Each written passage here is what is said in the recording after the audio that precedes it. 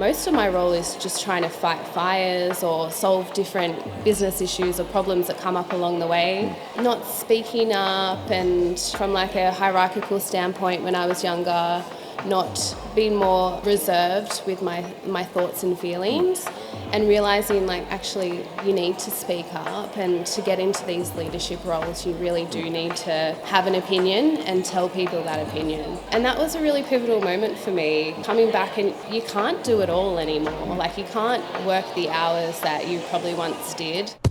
Welcome to Stories Untold, live from Cairns Crocodiles. We're unpacking the stories we carry but don't always tell, the stories we've untold ourselves and the stories that are still being written. In this series, we're going to spotlight the overlooked, the unpolished and the unspoken experiences that have shaped some of Australia's most creative and influential minds. Let's dive in.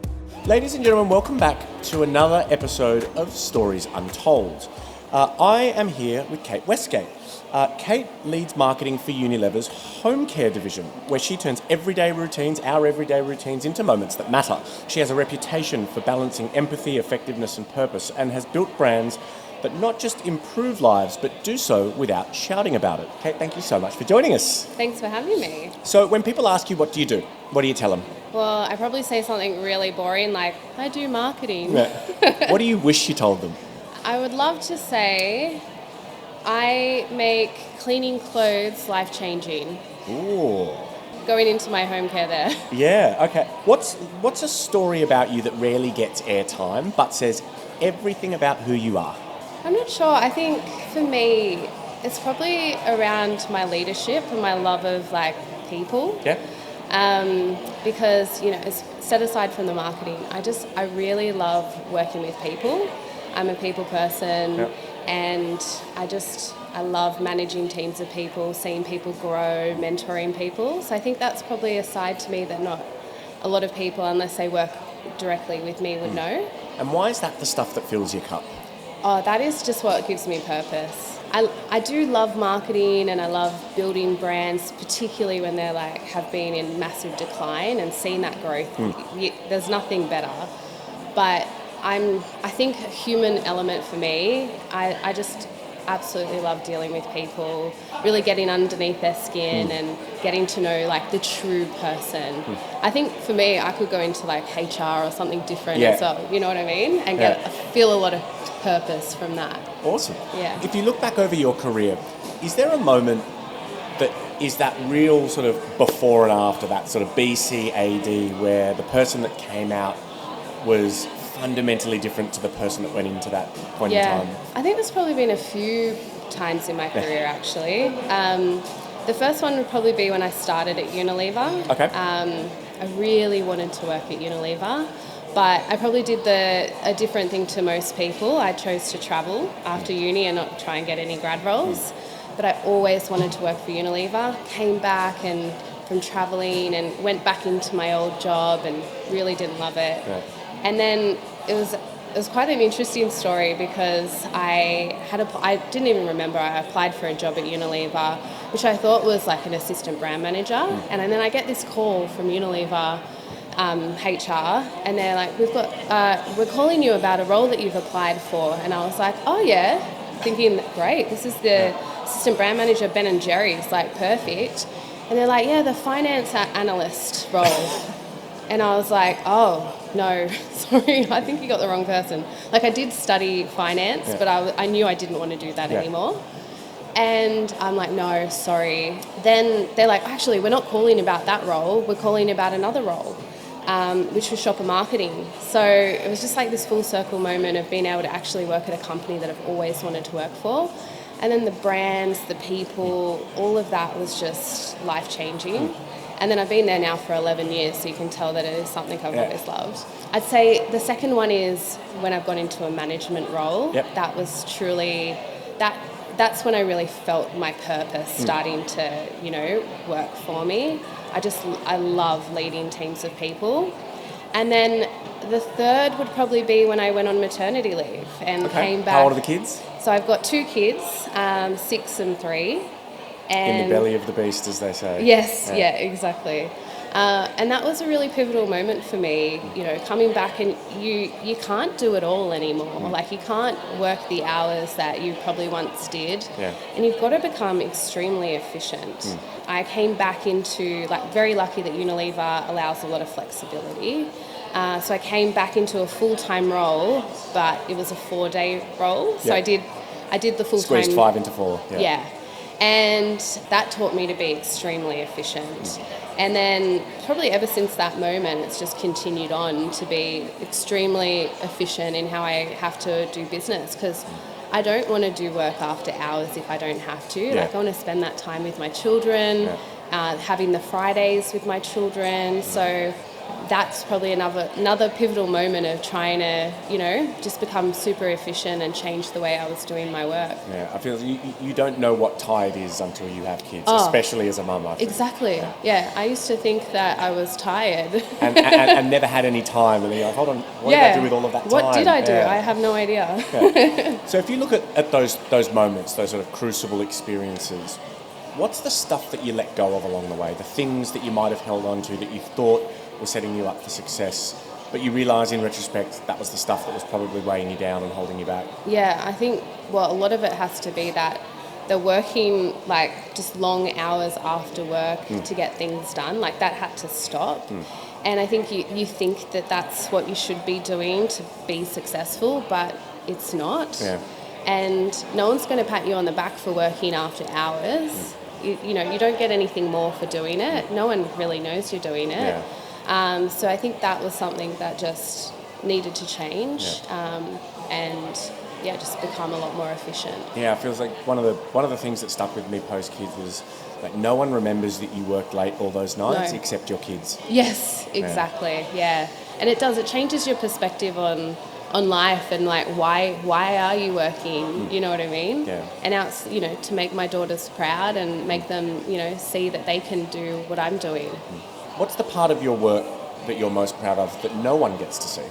Probably recently I've started to realise I'm a massive problem solver, and maybe probably people do see that one actually, but I never really thought of myself as a problem solver, and I always thought of my husband as one because he's a plumber, and he just can solve any type of problem.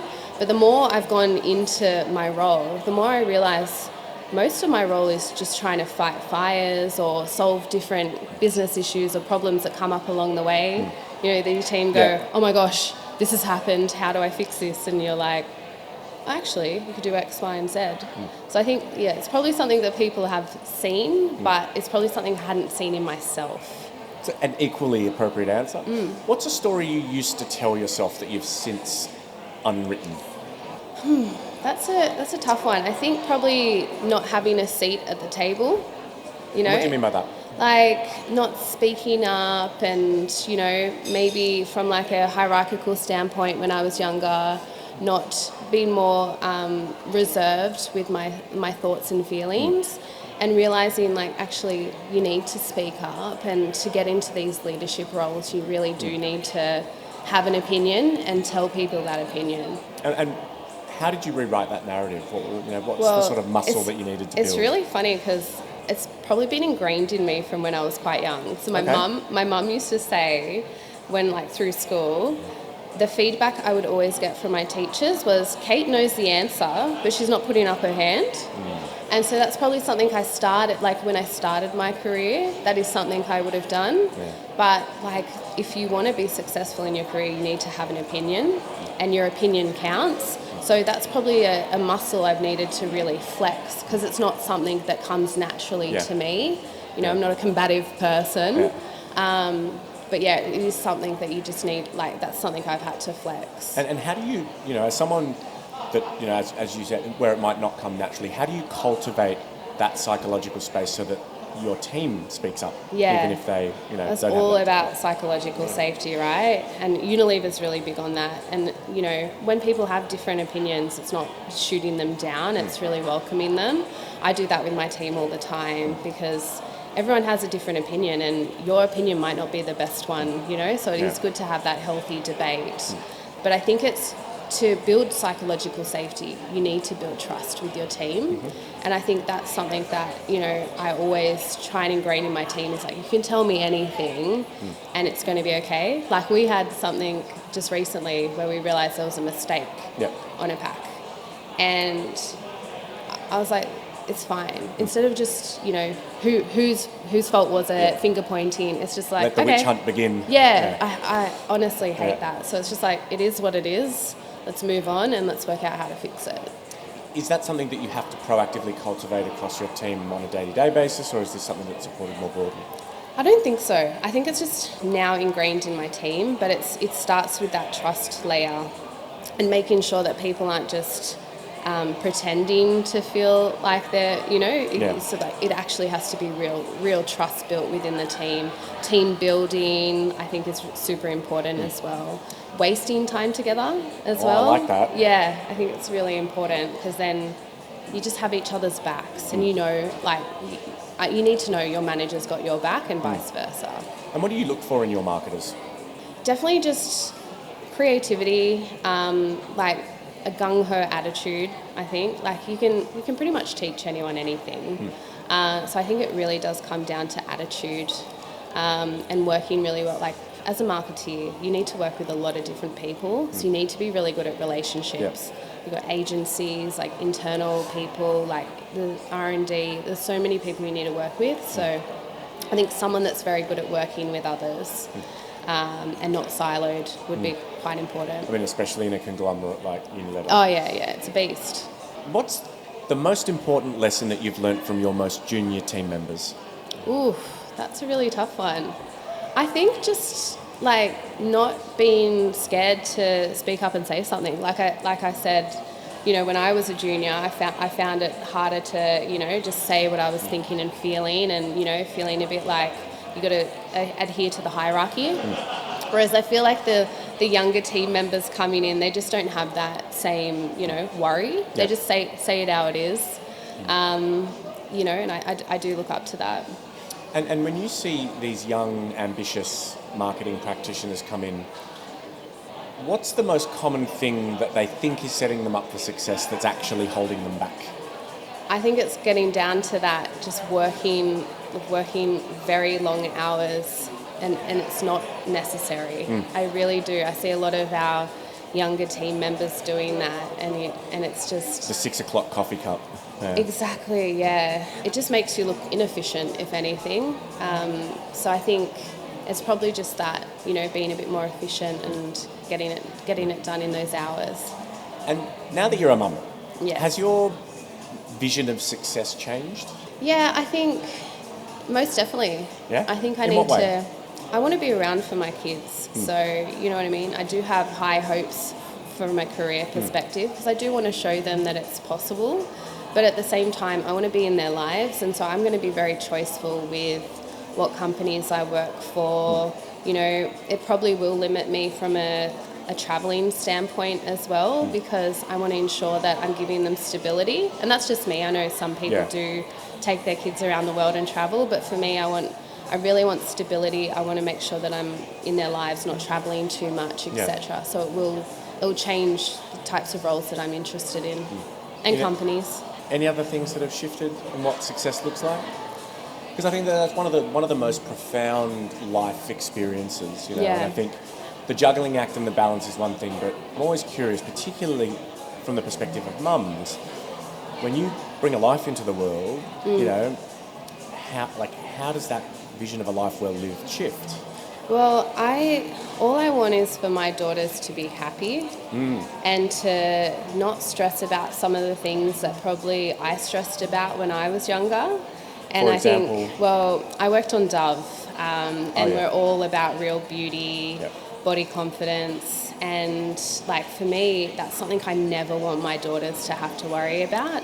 And I think with the rise of social media, so for me, there's a lot more that, a lot more issues that could arise with my girls when they get older. Yeah. So I think for me, success is that they are extremely happy. They're not worrying about things that they shouldn't be worried about. And then me showing them that it is possible to, be present with your children, but also have a successful career that you love. So I want to talk about marketing and creativity because you get to work on some of the coolest household brands. Yeah.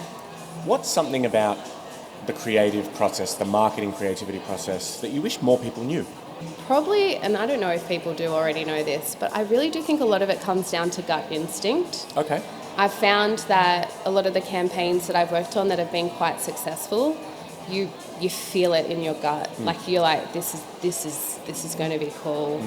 And then obviously you have a lot of data that then allows you to back up the decision. But I really do believe it starts with this gut instinct of knowing that this is you can feel it. Like you can feel when something's going to be great.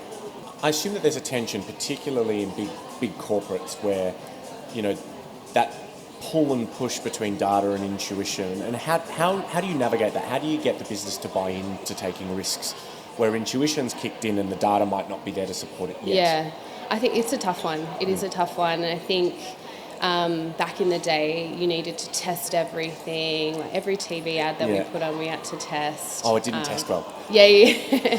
And you weren't able to put it live, if it didn't test well, or you needed to change it. I think there's been a little bit of a shift recently. So for Unilever, we're really focusing in on social first and like culture that converts. And like we know we're not going to get everything right on social to begin with. And like our CMOs have said, we'll back you. Just get in there and do it. And like try jumping on some of the trends that are relevant to your brand. And like some might not, actually land well, but you need to jump in and do it. Because I'd say some of our brands are a little bit more behind when it comes to, being that really social first type of brand, like some of the new and up and coming ones. So I think there's been a shift in mindset, particularly from like a Unilever lens on that. Yeah. If someone's not really buying what you're, from what your gut's telling you, then you need to go and get the data to back you up. You mentioned culture that converts. Talk to me about that. Yeah. I think this is a really interesting analogy. So back in the day, marketing is kind of like when you walk into a party and you have a megaphone and you just start screaming into the megaphone and hoping that everyone's going to be listening to what you are saying. Yep. But now it's about, culture and communities, and it's like this many-to-many type marketing. And so like you're going into the party and you're finding those communities and, talking to them about, specific things about your brand and then moving on to another community within the party. So it's like, instead of it being just broadcast and like slapping it everywhere and hoping people, actually listen, it's really getting into the culture and what's going to drive, people to be more interested in your brand. I'm curious, on the brands that you've worked on, and you don't have to give a specific example necessarily, is there a campaign or an activation that you just loved, that you thought was like something that absolutely lit your fire, that never saw the light of day? Oh, okay. To be honest, I haven't had a campaign that hasn't seen the light of day. I do have a campaign that nearly didn't see the light of day, so maybe I can talk to that one. It was 2020. I'd just come back from New York. We'd shot some amazing content for Tresemme. It was New York Fashion Week, and then we would get the hair looks before they went down the runway. We would recreate them, send them back to Australia and push them live. So that was amazing. Yeah. When I was in New York, we had this new campaign that we wanted to create. We had to convince the VP of Tresemme that we would be doing it locally in Australia. And we got the sign-off. I came back from New York and my boss had just quit. And we had a really small period of time to create this ad. So I was doing this ad by myself, and then literally the day before we were going to shoot the ad, the whole, COVID just went nuts. Unilever put a blanket rule out, no creating any content, no shooting any films. But because we had already had ours locked in for the next day, I was able to do it. We had to get a nurse on set. I wasn't able to attend the shoot, so they were sending me on the shoot. They were sending it to me on WhatsApp, and I'm trying to give feedback on WhatsApp. A bit of a nightmare. But one of the things that happened was we'd had this influencer who'd been in our campaigns for a few years, and we had her booked for this campaign. And then she started to hear, well, hang on a minute, Kate's not even able to go to this shoot. Why would I? You know what I mean? And COVID was really, like, no one really knew what was going on with it. So she pulled out of the shoot 2 p.m. and the next day we were shooting at 6 a.m.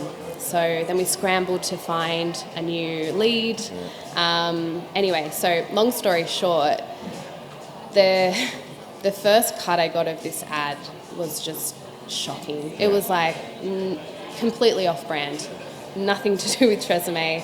We had, like, with Tresemme, it was really, we had this purposeful walk, and this girl was more like jumping around, like flitting around, and I was like, this isn't Tresemme at all. Anyway, I kept working on this ad, change after change after change. You have this new different footage.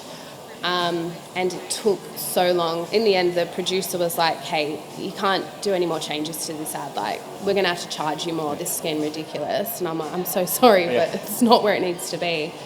Anyway, showed our marketing director at the time. He was pretty cutthroat, and he was like, this needs to be tested. This ad is like a yellow at best, and like yellows you wouldn't put on TV. Anyway, so I tried and tried. Anyway, got it tested, and it ended up coming out as dark green, which is the best testing you could have. So I think point of the story was the tenacity and the determination to get this ad into a spot, and probably the fact that my marketing director had said, this is going to be yellow at best, really lit a fire up in me to be like, no, I'm going to prove you wrong. And so, that's probably one campaign which is just the biggest nightmare I've ever had, but ended up turning into a good result. We did get it on air. What a serendipitous success. When you look at brands, and particularly everyday brands that help us with everyday things, where are brands getting it wrong? I think it's probably coming back to that culture that converts piece, and that when we're not really tailoring our ads to certain people, not going on, not doing social first as well. I think we've probably moved to an era where, just slapping a TV ad on and then popping that into social and hoping it's going to work. Reverse engineering. And not being fit for platform and all of that. That is probably where a lot of brands are still getting it wrong, and they need to flip the script now. And sometimes the best ideas are born in social and then go out that way, and you put that ad on TV, or you put that influencer on your out of home, etc. What's, in the world of brand marketing and what you do, what's being reinvented right now that excites you most? I'd say it's for Unilever, it's definitely the social first piece. I think a lot of our brands, I've been lucky, I worked in beauty at Unilever for quite a while, and we were probably more social first than a lot of others, just born from necessity. We already had social media agencies, etc., and we're definitely dipping our toe in the water. But then moving on to like a brand such as Omo, hadn't really had a social media agency or anything like that yet. So that's really exciting for me. We've actually worked through a social strategy. We're onboarding a social media agency, and we're going all in on social first for this year. So awesome. And how do you juggle what is just the rapid explosion of different touch points as a marketer? How do you get to all places all the time but still create media that's magnetic and it creates those moments? And it's hard because, like I said, back in the day you just slap your TV ad into the out of home, into the social, but now you need all different 100 different formats and 100 different places. Exactly. I think AI is going to help a lot in this space. And it's something that's definitely happening at Unilever at the moment. We're getting super shoots from our global teams, and then we can adapt them locally and put in, for example, we have an Omo TVC going live in July for one of our massive launches, and that bottle was fully CGI created because we have a different brand versus the UK. So that's definitely helped. AI, even from a voiceover recording piece. Different, now you can have so many different formats created purely through AI that helps with that, backlog of social and all of that. Other side of the coin, as a marketing leader, what's the thing that you're watching out for, right? What's the tripwire that we've got to be careful not to cross in a world where AI is so enabling? I know. I think you still need to bring that human element, and yes, AI is going to help you be able to do your work more effectively, but you've got to make sure you're still bringing that human element to all of our marketing. And what does a more human industry look like for you in 5 years? Well, it probably brings me to why I'm actually at this conference today, right? Which is I am part of the Unstereotype Alliance, and we are a group of 240 companies across 12 different countries. That it's a membership-run organisation that Unilever was one of the founders of. And it's with the intent to eradicate harmful stereotypes in media and advertising. And I think that's probably something that we need to be really cautious of. So Dove made a campaign last year, and it was all about, by 2025, 90% of all content is going to be AI generated.